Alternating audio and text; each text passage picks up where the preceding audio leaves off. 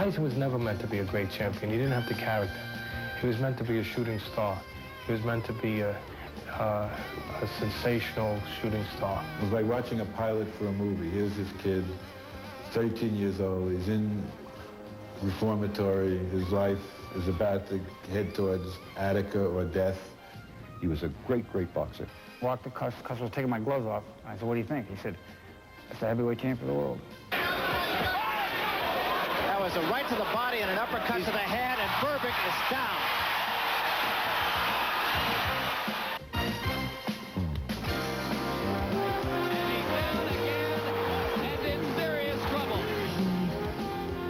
Cannot control his temper. Mrs. Tyson did not want to sign a domestic violence complaint. He was a womanizer. There's no other way to describe him. He loved women, and women loved him. And I was like, hey, no, get off me, please, get off me. And he was like, don't fight me. And I think that Mike Tyson is unjustly incarcerated. I think in Mike Tyson's particular case, the due process was derailed. We got to put it back on track again. I was asked, after 3 years in prison, could Mike Tyson beat Lennox Lewis? And I said, Mike Tyson can beat Lennox Lewis after 3 minutes in the electric chair. And I still believe I'm the best fighter in the world.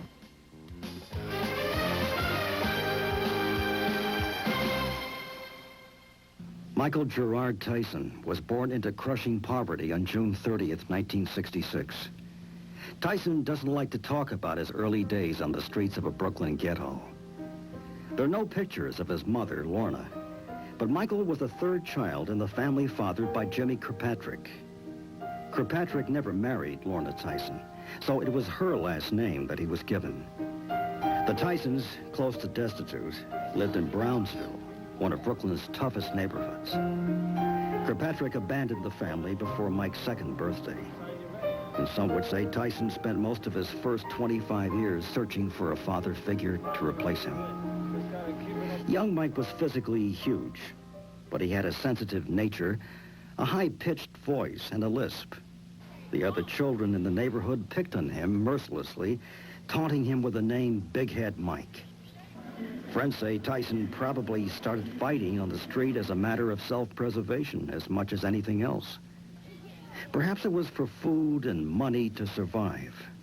Perhaps it was rage born out of the teasing and taunting he'd endured. Tyson turned to muggings and robberies and would be arrested several times before the age of 12. Mike says when he was 9 years old, he was hanging out with kids 13, 14 years old because he was physically their size, but, mentally, he wasn't there. He talked a lot about, seemingly unashamedly, about some of the bad things he did, mugging old ladies and doing, pulling off these mugging incidents, and as if, this is me and this was part of me, and take it for its worth. Tyson was in and out of reformatories, winding up in the Tryon School for Boys in upstate Johnstown, New York.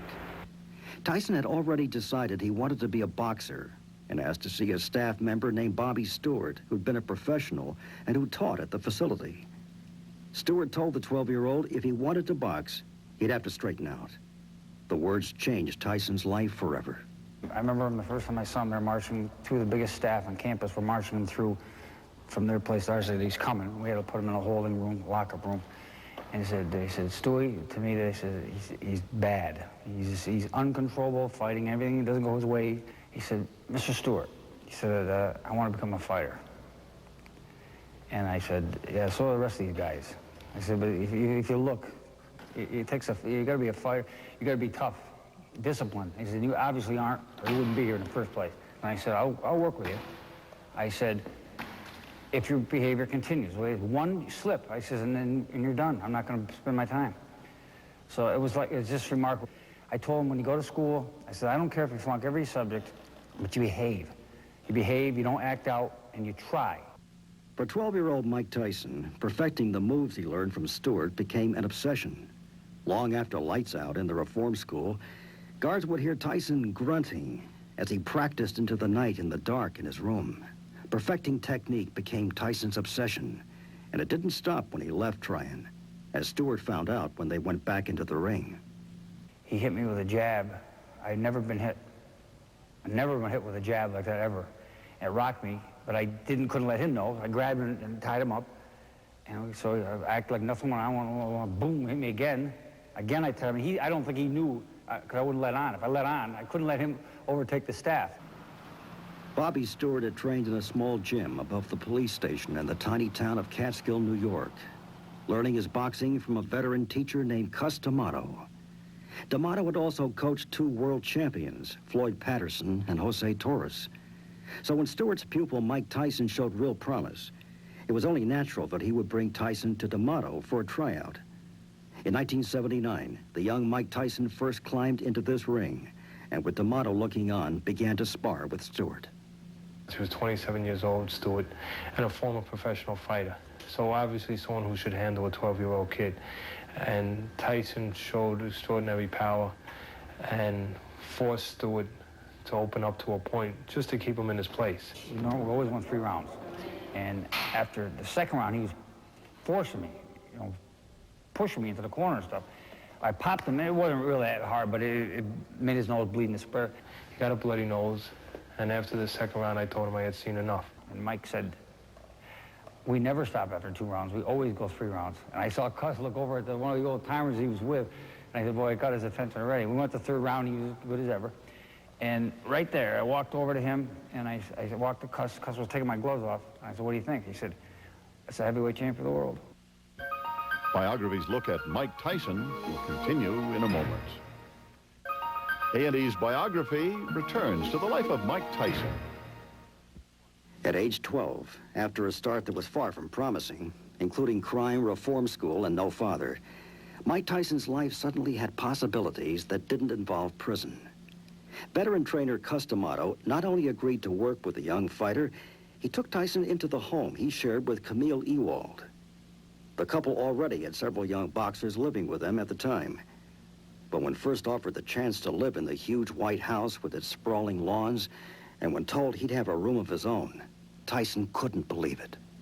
He said, here's a kid coming out of a bad setting, going through a lot of stuff fast, moving in, you know, a black kid, moving in with I think they were all white people. It's hard to adjust. I mean, he was scared. When I first brought him down here, I brought him into Cus's driveway.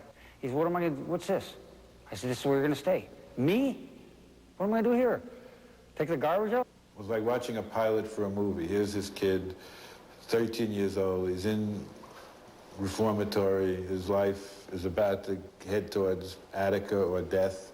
And there's Cus, this then, you know, 72-year-old old Italian guy from the Belmont section of the Bronx, is thinking his career was over. He had these 2 great champions in the 50s, Jose Torres and Floyd Patterson, and now he just was working with amateurs and delinquent kids, and he gets a new lease on life.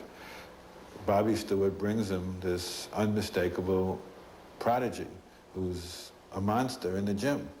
And I think that prolonged Cus's life and saved Mike's life.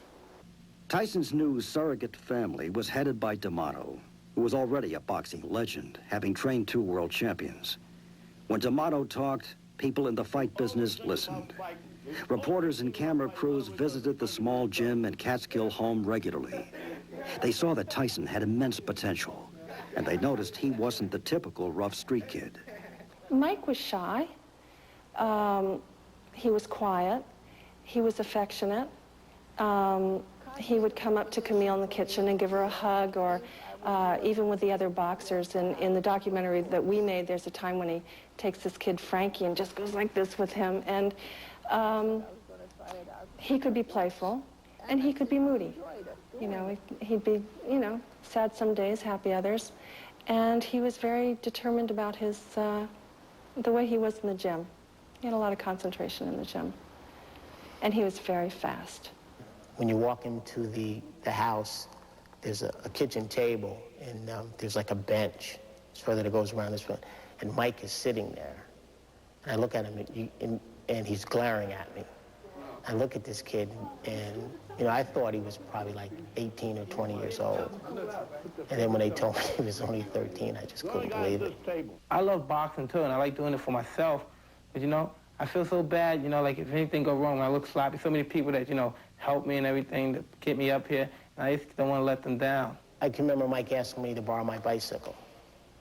And I said, sure, you can take a ride on my bicycle. And he was looking, he just couldn't believe that I would give him my bicycle. Then he broke the pedal, and he was just waiting for me to, I guess, to explode. And when I said, don't worry about it, Mike, it's no big thing, it's just a pedal. And you could just see, he was just shocked that someone, would do things like that for him. That's it. See, ain't no way he's going to hit you then, right? And remember, it's always good to throw the punch where you could hit him and he can't hit you. That's what the science of boxing trained is to all get about. away from punches, not only defensively to save himself, but to create openings for his power and for his speed. And he was taught that specific style, to elude punches, to slip the straight, and to weave the round. And to explode punches in the opening. I remember Cuz showing him how to throw the uppercut with the proper snap. And Mike would come right over here in the mirror and just practice it for round after round. With D'Amato as the teacher, Tyson became an obsessive student of boxing. Not just technique, its history. While in the gym, he practiced D'Amato's peekaboo style, fighting with one's hands high, as if in a defensive screen. At home, he would spend even more time practicing moves, as he had late into the night in the reform school. And his spare time would be dedicated to studying old boxing films of fighters like Henry Armstrong and Jack Johnson. He studied the fighters. He studied their mannerisms. He became a boxing expert. He knew more about boxing fights than almost any human being alive. That's it. There you go. Now you got, again. Who's the last guy to stop? Time. Teenaged Mike Tyson had found something at which he could excel, and for which he would win praise and recognition. But flashes of his life on the street shone through. If I think about where I'm going to hit him and how many times I'm going to hit him, I have everything planned ahead of time. And if I hit him in the body once and I see that hurts, I'm going to hit him in the body at least 20 more times. And then if he's still up after the 20 more times, I'm going to hit him to the head. Well, he was like a sponge. He first of all, part of what makes a guy a good student is their assets, physically and mentally. Great physical assets, obviously. Speed, good reflexes, power. And he had an innate intelligence, which we later found out. But one of the great assets and qualities you need to be a good student is interest. I remember he was about 17. I went up to his room in Catskill, and I said, well, what fighters are you watching now? What fighters do you admire?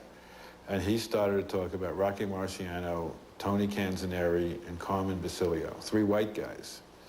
And I said, well, why are you studying them? And he says, they all had short arms. They all had to fight guys taller than them. And I want to learn from them how to get inside and overcome a reach disadvantage. Tyson chose a nickname, the Tan Terror, and started winning a series of fights.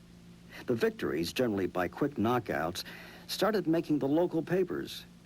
But his growing reputation caused some problems. It became hard to find anyone to step into the ring with him in the local boxing cards known as smokers. They'd go down to the Apollo Boxing Club in the South Bronx, and they would have lots of fights there. Nobody would fight Tyson. He was 15 years old. Nobody wanted to get in the ring with him. Sometimes when Cus would have the professional sparring partners come up to the gym, they would let Tyson go a few rings with him. They didn't want to fight with him. In '83 and '84, when he graduated to the senior division, where he was fighting men. He would be fighting men that, and he was beating them. Tyson was undefeated in his early amateur bouts, going to the Junior Olympics and dispatching 5 opponents in record time, 4 by knockouts. It was the first step on the way to every boxer's biggest goal, making the Olympic team.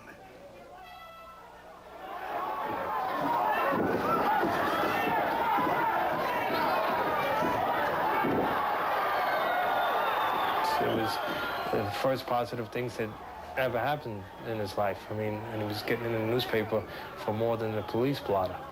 The quickest route to boxing prominence is an Olympic gold medal, and Tyson, backed by D'Amato, entered the competition to make the U.S. team. It would prove to be his first disappointment in boxing. His opponent in the finals was Tyrell Biggs. Later, as a pro, Tyson would knock him out. But under the Olympic scoring system, Biggs' light jabs counted as much as Tyson's sledgehammer blows. In the Olympic trials, Tyson lost, and didn't make the team. He really got robbed. He really won. Mike should have been the Olympic champion. With his Olympic hopes dashed, Tyson went off to fight and win in Europe. Though without a gold medal, marketing Tyson would be tougher. Among the key backers at the D'Amato Boxing Club were veteran fight managers Bill Caton and Jimmy Jacobs, who would handle the early career of the promising teenager. Caton came up with a video you're now seeing, a compilation of Tyson's early fights, showing his devastating power. We made cassettes of all of Mike's fights and got them right out to the television stations. Even as Tyson was first turning pro, sports writers were not just hearing, they were seeing Tyson at work. His first professional fight was against Hector Mercedes. Didn't last long, and Tyson's reputation grew. It was in a small arena in Albany, seating only a few hundred people, and that's where Mike made his first appearance against Mercedes. Knocked him out, of course, in the first round. And he looked like an animal. I mean, when you saw him fight that way, and he fought that ferociously and that well. But what he was really doing was he was being effective. He was technically using what he was taught, and he was real good at it. Tyson might have been winning in the ring, but outside, he was to suffer devastating personal losses, just as his career was developing.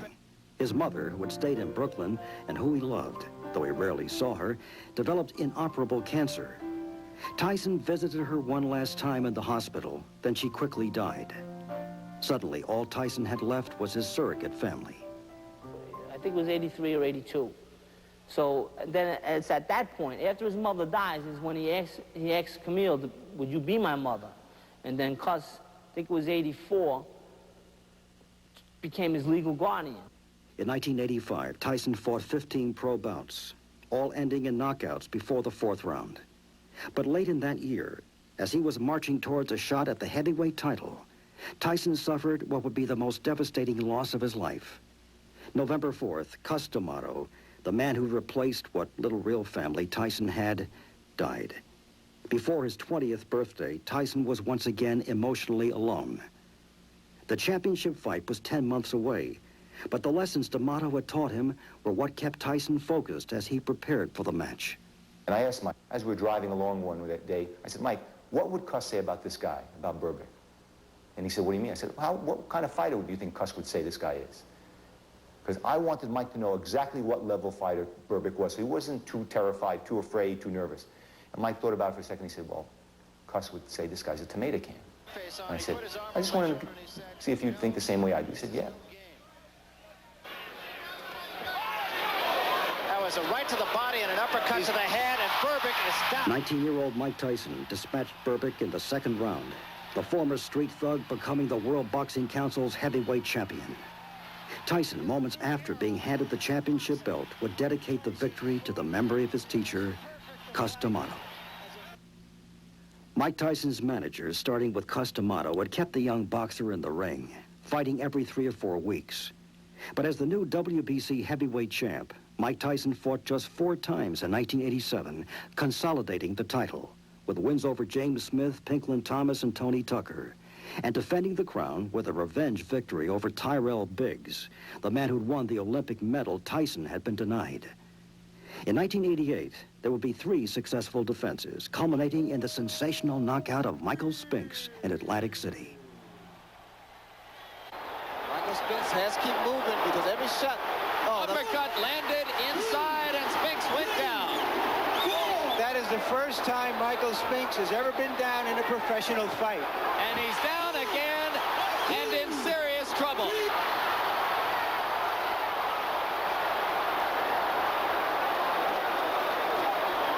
Now we know why Butch But Mike Tyson, the shy kid from Brooklyn with a lisp, had discovered women. Or, more accurately, they had discovered him. He had called himself the Tan Terror as a teenager. But now the papers were calling him Iron Mike. With fame and money comes attention, and then, you know, things like a lisp or being this big imposing guy, you know, and now all of a sudden your money makes you look good and they don't hear that lisp. He's Mike Tyson, he's heavyweight champion of the world. Women are literally lining up to meet him. He can pick and choose, and that has to be for a guy who didn't know how to handle women to begin with. An absolutely devastating experience. I mean, it's a kid running amok in a candy store. When he knocked out Larry Holmes, he had Robin Givens in one section, Naomi Campbell in the second section, and Suzette Charles in the third section, and they were all very classy women. He fell in love with Robin Givens. Biography's look at Mike Tyson will continue in a moment. A&E's Biography returns to the life of Mike Tyson. Let's get the lead out. Yes, dear. Mike Tyson, the world heavyweight champion, had fallen in love. She was an ambitious young actress whose mother always seemed to be in the picture. He was the champ, worth millions, with the potential for hundreds of millions, but considered immature. The match seemed improbable, but the relationship blossomed suddenly. Wow, this is great. Unbelievable. I'm with Robin Givens, the star head of the class. She had gone to Sarah Lawrence. I think she was higher class than he ever thought he would obtain. And I think one of Mike's weaknesses was that he always had very low self-esteem. We fight Larry Holmes. I'm not exactly sure how it went. Before the fight or right after the fight, Robin Givens tells Mike Tyson that she's pregnant with his baby. Ruth Roper gets on the phone to Jimmy Jacobs and Bill Cate and says, your fighter has made my daughter pregnant. I want him to marry her. Mike Tyson and Robin Givens were married on February 7th, 1988. Givens would announce she'd had a miscarriage shortly thereafter. Despite that, there were hopes in the Tyson camp that the marriage to the actress would work out. Of course, the idea of Mike being married was something that appealed to me. I felt it would give him a certain stability. He was a womanizer. There's no other word to describe him. He loved women, and women loved him. And I felt that this was a good step. I was all in favor of his marriage. The tabloid headlines were still to come. The published reports of fights in the Bernardsville, New Jersey mansion Givens and Tyson had bought. Tyson, though, was already telling his friends that the marriage wasn't working. And those who spent time with Tyson daily saw a dangerous trend, with Robin Givens and her mother taking over. He beats Tubbs. On the plane ride back, Robin Givens and Ruth Roper announced, I'm Mrs. Tyson. Everything goes through me. And they start spending his money. Before they got married, she was terrific. She was kind, she was warm, she was considerate. But once they got married, she announced, I'm Mrs. Mike Tyson, and I'm taking over. And when I heard that, I knew we were in trouble. I knew Mike was in trouble. I said, this is going to be bad. This is bad. This is bad. And from then on, she tried to pull him away. And in Tokyo, in '88, after 1 month of marriage, he came in the room one day and started crying. And he put his head on my shoulder. I said, what's the matter? And he said, I made a mistake. I said, what? He said, I shouldn't have gotten married. This is bad. I shouldn't have gotten married. I said, Mike, everything's gonna be okay. It's gonna be okay. I was wrong. I was wrong. Just how wrong was becoming clear. Tyson and Givens were driving one of his Bentleys when they started arguing. Tyson became so angry that he jumped out of the vehicle and told surprised police officers they could keep it, though the next day he sent an aide to get it back. In training, Tyson looked great as he prepared for another title defense. But outside of the gym, things were getting badly out of control. Robin Givens' mother, Ruth Roper, was painted in newspaper stories as the architect of a scheme to grab Tyson's millions. Givens rushed to her mother's defense on live television. I plan to be here today because I'm angry, because my mother, who has been the best mother and clearly become Michael's mother, and if you can just see their relationship, it's a beautiful relationship, is really being crushed by all this. Sensational charges flew.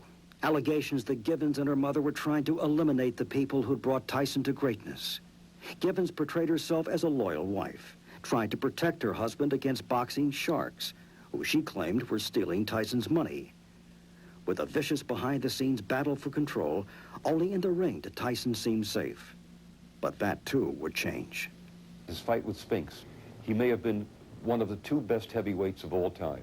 The moves he made in that fight were extraordinary to knock out Spinks, who was a very capable fighter in 91 seconds. But then he fired Kevin. He broke off from me. Ruth Roper hits Bill Kane with a lawsuit the day of the fight that I know in my heart Mike Tyson knew nothing about. 1988 became a blur of embarrassments and disasters for the champ. Just 2 months after the triumph of the Spinks fight and the break from his longtime manager and trainer, Tyson was arrested after breaking his hand in a street brawl with Mitch Green, a boxer he'd beaten 2 years earlier in the ring. The argument had begun inside a boutique in Harlem. Green, verbally, hit directly at Tyson's weak spot. He's a young, dumb knucklehead that got to ask his wife for permission to do whatever he do. You understand what I'm trying to say? Mitch Green wasn't the only one saying it. And it seemed Tyson would have to choose between his old friends and his new wife. Robin Givens was saying his manager, Bill Caton, had cheated him, that he needed to change the people handling his career. What wasn't widely known was that she and her mother had been getting advice from Don King, the colorful and controversial boxing promoter. King is painted by Tyson's early friends as one of the principal villains in the story. And it was almost as if Robin Givens was the jab that set him up for the right hand of Don King.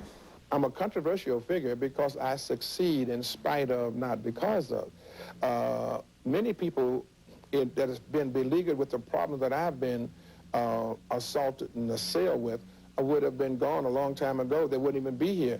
Don King had become Tyson's new father figure. If Tyson had spent his life in search of someone to replace the dad he'd never had, friends say, starting from when he was very young, often his choices didn't work out. When you're out in the street looking for guidance, you know, who do you get it from? You know, it's easy to get attached to people. Sometimes you realize later in life that your friends were really your worst enemies. Biography's look at the life of Mike Tyson will continue in a moment. A&E's Biography returns to the life of Mike Tyson. Mike Tyson was the world heavyweight champion. And on the streets of Brownsville, where he'd spent his early years, there were murals in his honor. But in a throwback to his days on these mean streets, Tyson had broken his hand in a street brawl. Behind the scenes, Tyson's personal life had become increasingly bizarre. The arguments between Tyson and his wife, Robin Givens, continued and escalated, with rumors being printed in newspapers about the most intimate details, some of them completely false. They inserted into Mike's head that Robin was having an affair with Donald Trump. This was the beginning of the end, because this did two things for Don King. It put Mike's perfect marriage on the rocks, and it also cracked the relationship that Donald Trump had with Tyson. Trump, the prominent New York developer, had tried to straighten out Tyson's increasing financial and management problems and secure Tyson's fights as an attraction for his Atlantic City hotels. For a while, Trump added stability to Tyson's professional life, but his personal life was increasingly troubled. September 4th, 1988, Tyson was raced to a hospital after he smashed his wife's BMW into a tree. Robin Givens rode in the ambulance and almost battled with photographers trying to take Tyson's pictures. Give the guy a break, okay? Give him a break, damn it, give him a break. But a newspaper claimed Tyson had attempted suicide after another argument with Givens. So if anybody wants to kill himself, would he hit the side of the car? He would go straight for the tree. He went on the side of the car. It's scary because I was standing right over here. I knew it wasn't Mike trying to commit suicide. What I did know is Mike can't drive at all. Mike just can't drive, so I just brushed that off. That was so silly. Why didn't he try it again with another BMW? Had 25 cars. So it was so silly, it was ridiculous. Michael is intimidating, to say the least. I think that there's a time when he cannot control his temper. His temper wasn't the only thing getting out of control. Tyson and Robin Givens appeared on the ABC program 2020, and Tyson sat there docilely as his wife ripped him apart on national television. But the most damaging line about the world champion was yet to come. Michael is a manic depressive. He is. I mean, that's just a fact. And just recently, I've become afraid. I mean, very, very much afraid. I like to raise hell, you know, because it's basically my nature. I mean, coming from my background and everything, but I mean, I'm not a violent guy. I would never want to hurt anyone. One of them was going to hurt each other, and she decided to do it that night to expose what they were going to, because Robin never realized that Mike's buttons were being pushed. When we walked into that house, he was a 200-pound gorilla. Robin does the 20/20 and paints this brutal picture of Mike Tyson. He looked like he was dazed, like he just wasn't there. It was a few days later that, you know, he blew his stack. At no time did the police observe Mr. Tyson strike or threaten anyone. Blowing his stack, this time, meant a huge argument with Givens in which Tyson reportedly hurled furniture out of the window of the Bernardsville mansion the couple shared. Soon the police arrived. They just as quickly left. But Tyson's marriage was in shambles, as was his image. They convinced Mike that he was manic depressive, which he wasn't. In fact, Mike actually stated to the press that he was manic depressive. They put him, when I say they hired or retained the services of a psychiatrist who put him on lithium, a very dangerous mind-altering drug, so that, and kept reminding Mike to take the drug, which he should never have taken in the first place. It was time for major damage control, and Tyson's longtime friend stepped in, hiring their own psychiatrist. When I saw him, he showed no sign whatsoever of psychotic thinking or behavior, and none of the criteria that are required to establish a diagnosis of manic depressive illness. Givens was on the way out. But despite the favorable diagnosis, Tyson's temper was so frayed that one morning when he spotted a cameraman taping his training run, he hurled his Walkman at the lens. Tyson wouldn't admit it, but his breakup with Givens was not something he wanted. His friends say he really was in love with his wife. I made a huge mistake. I forgot what it was like for a young guy to think he was in love, to be in love, to think you're in love, and lose the woman of your dreams, to lose this woman. For whatever reason, Mike was distraught. He was really sad. He didn't show it, he's a professional, but I should have realized he was that sad, that emotionally distraught. And I should have stayed with him. I should have been with him. I should have taken him on a trip somewhere to make him forget his troubles, and he would have been fine. That was my mistake. Because everything was chaos. I was fighting with a wife, with managers, you know, with promoters and managers fighting. I was torn between everybody because I wanted to be loyal to everyone. I never had a chance to be loyal to myself. I think he became more and more of a lost soul. Trained less and less, hung out more and more with these pimps and drug dealers and rap musicians. And there was no one in his life to reinforce the positive values, and no one in his life who loved him enough to say, no, you can't do that. By all accounts, Mike Tyson was headed for a fall. He was still fighting, and for the moment holding on. But those who taught him and saw him rise were seeing their hard work evaporate. February 25th, 1989, Mike Tyson beat underdog Frank Bruno. But Bruno started strong. Tyson, for the first time, seemed less than invincible in the ring. He'd no longer slip punches. He came right in straight. He didn't bob and weave. He didn't punch in combination. He was no longer the same fighter he was when he was being taught by Kevin Rooney. He rocks Tyson in the first round. Rocked him. He doesn't finish him. He should have. He doesn't. Mike knocks him out in the fifth round. I saw 100 mistakes. 100. Tyson wasn't really challenged when he knocked out Carl Williams 5 months later in a first-round walkover. His next scheduled bout was with Buster Douglas, a title defense with someone who should have been an easy opponent, but Tyson seemed to have lost his intensity, the animal power that had propelled him to the top. He was overconfident, out of shape. Buster Douglas was in shape and proved it, blasting Tyson hard. Douglas landed that punch, but he was beating Mike the whole fight. And if you look at that fight from the introductions on, Mike was not himself. His mind seemed a million miles away. He lacked that animal intensity. It was like an imposter had invaded his body. Mike never trained for that fight. Mike was in no condition for that fight. Mike's techniques eroded, and when the other guy starts throwing punches, Mike starts getting hit because he doesn't practice the techniques anymore. And when you add the combination together, and a very finely tuned Buster Douglas, confident, trained, at the right spot at the right time, very relaxed, trying, doing his best, it was the wrong combination. for Tokyo. And Mike got knocked out in 10 rounds.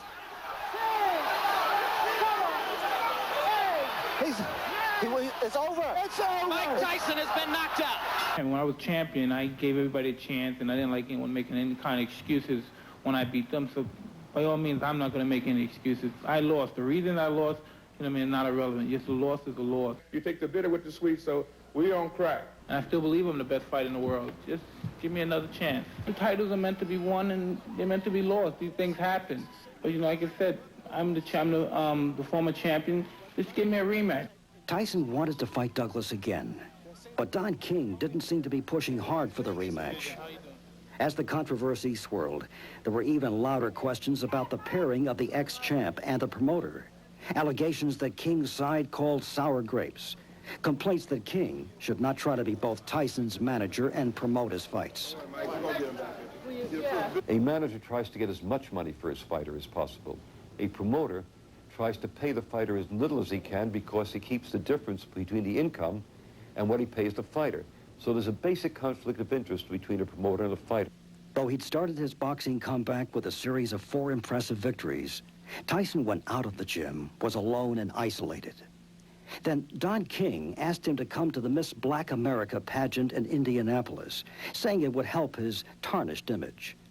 Tyson's bodyguard and chauffeur says Tyson was in no mood to go, having spent the day at a memorial service for a friend. Don insisted that he do this Indianapolis thing. He needed to do this because he needed to go there and represent all the black people of America, and it's your duty, you're a black man, and he hides behind that black rage of black and black and black, and finally he gets to this guy to a point where he says, all right, I'll go. Just leave me alone. Get us 2 tickets and we'll be there. I was on that US Air flight with Mike Tyson that morning prior to boarding when Dale Everett's, Mike Tyson's, Don King's nephew, police officer, shows up. That Don King has a new set of orders, that they're escorting Mike Tyson to Indianapolis, and I'm to drive one of the Ferraris back to Ohio and wait for Mike to come home. Biography's look at Mike Tyson will continue in a moment. A&E's Biography returns to the life of Mike Tyson. Hello, my name is Desiree. Mike Tyson would later say his evening with Desiree Washington hadn't seemed that out of the ordinary to him. But the teenage Miss Black America contestant story, told to a 911 operator, was of a date she'd remember for all the wrong reasons. I went out with this person in the limousine that night, and the person told me that he had to go in to get his bodyguard and asked me if I wanted to come in for a second. And I said, oh, okay, fine, thinking that this was a nice person. And we went in, and the person started attacking me. The report coming into Indianapolis Police Headquarters July 19th, 1991, was the kind of sad story police hear all the time.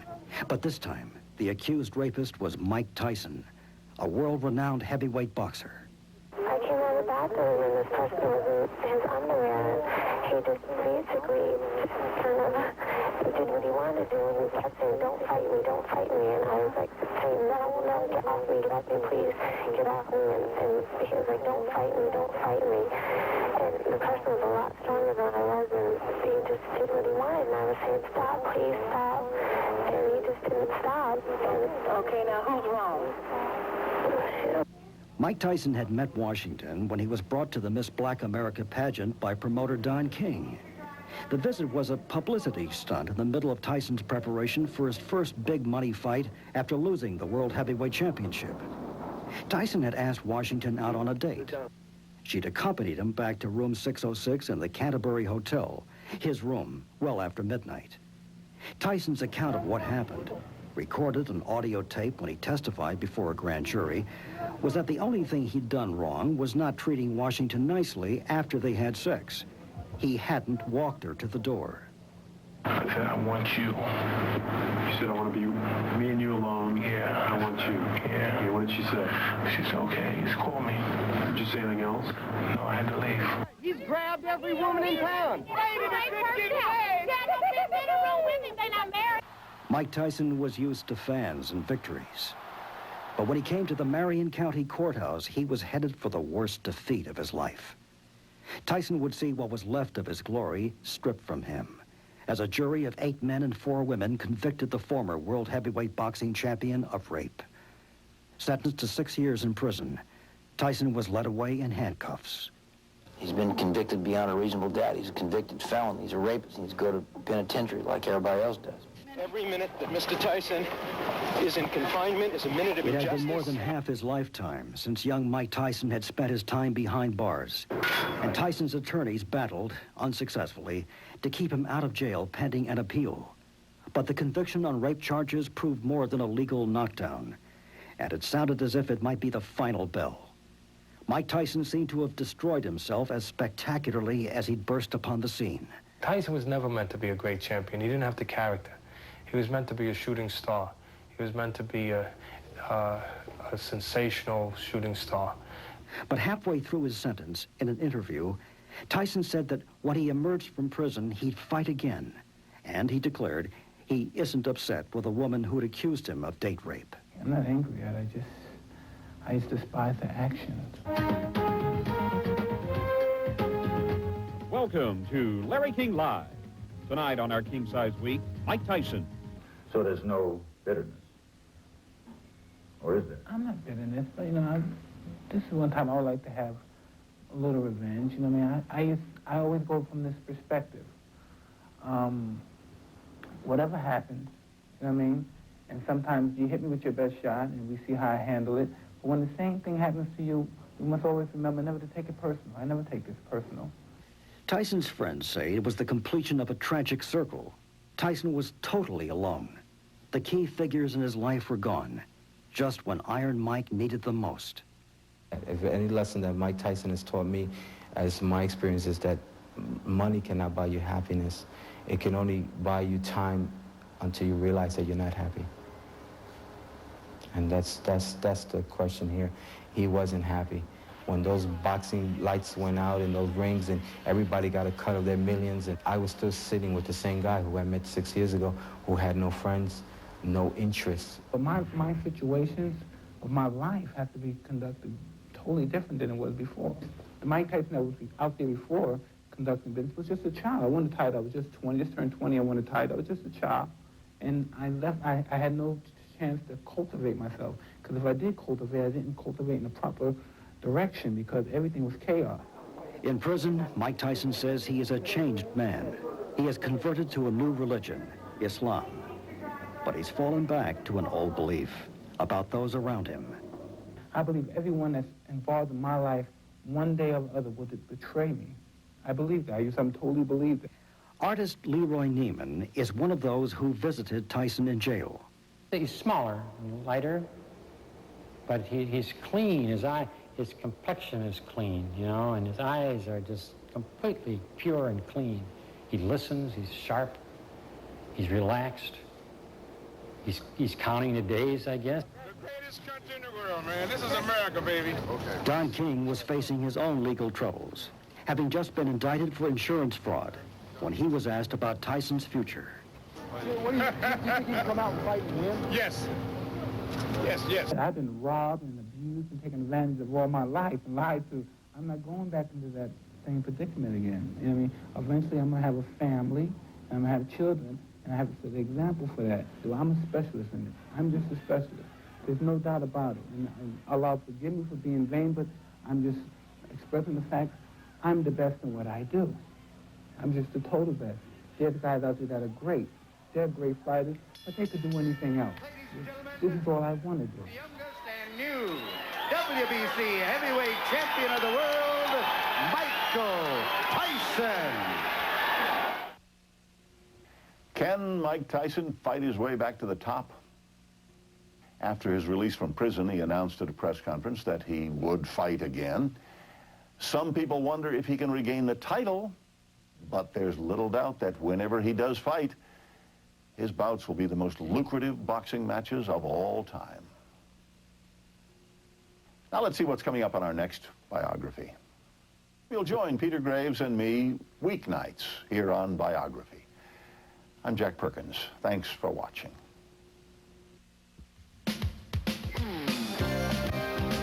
Now you can own a video cassette of this program. Call 1-800-423-1212 and you will receive the program you've just seen for only $19.95 plus shipping and handling. Call 1-800-423-1212.